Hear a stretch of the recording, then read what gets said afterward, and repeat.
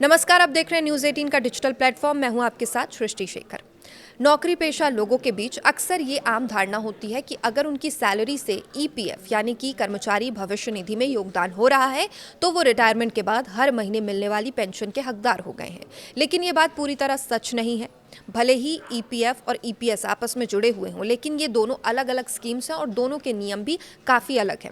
Retirement के बाद हर महीने मिलने वाली मासिक पेंशन कर्मचारी पेंशन योजना यानी ईपीएस के तहत दी जाती है, ना कि ईपीएफ के तहत। तो आइए समझते हैं कि किन पीएफ खाता धारकों को रिटायरमेंट के बाद पेंशन मिलती है और इसके लिए क्या क्या शर्तें होती हैं। तो देखिए, अगर आप किसी कंपनी में नौकरी करते हैं तो आपकी बेसिक सैलरी और डीए मतलब बेसिक प्लस डीए का 12% हिस्सा आपके ईपीएफ खाते में जाता है और इतनी ही राशि 12% जो है वो कंपनी भी देती है जिस कंपनी में आप कार्यरत हैं।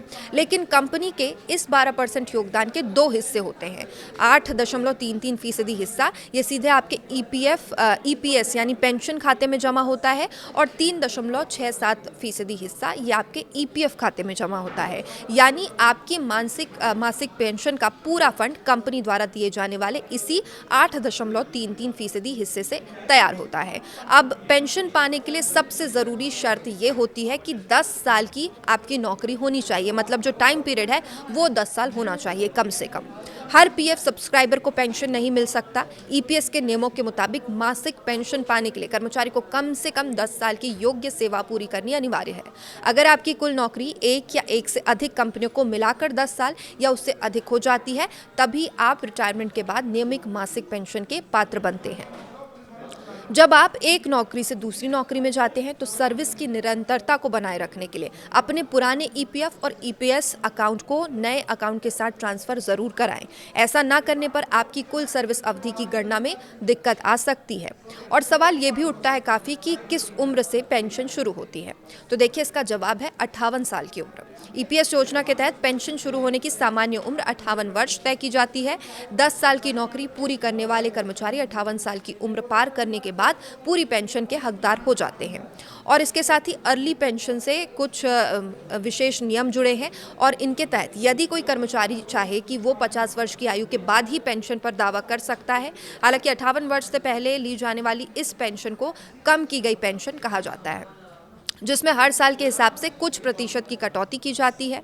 तो कितनी आपको पेंशन मिलेगी, इन दो बातों पर वो निर्भर करता है। वो है रिटायरमेंट के बाद आपकी मासिक पेंशन की राशि कितनी होगी। यह मुख्य रूप से दो प्रमुख बातों पर निर्भर करता है। एक है पेंशन योग्य वेतन, आपकी नौकरी के आखिरी महीने का औसत वेतन क्या था।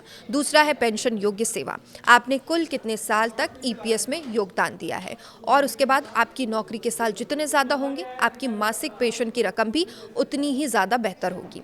पहले से ही ईपीएस अकाउंट को चेक करते रहें अगर आप फ्यूचर में भविष्य में पेंशन स्कीम का फ़ायदा उठाना चाहते हैं। ज़्यादातर कर्मचारी केवल अपने ईपीएफ अकाउंट का बैलेंस देखते रहते हैं और ईपीएस की पासबुक या सर्विस हिस्ट्री चेक ही करना भूल जाते हैं। और रिटायरमेंट के समय किसी भी तरह की परेशानी या क्लेम रिजेक्शन से बचने के लिए ये बेहद ज़रूरी है कि आप समय समय पर अपनी कुल सर्विस अवधि ईपीएस योगदान की जाँच करते रहें।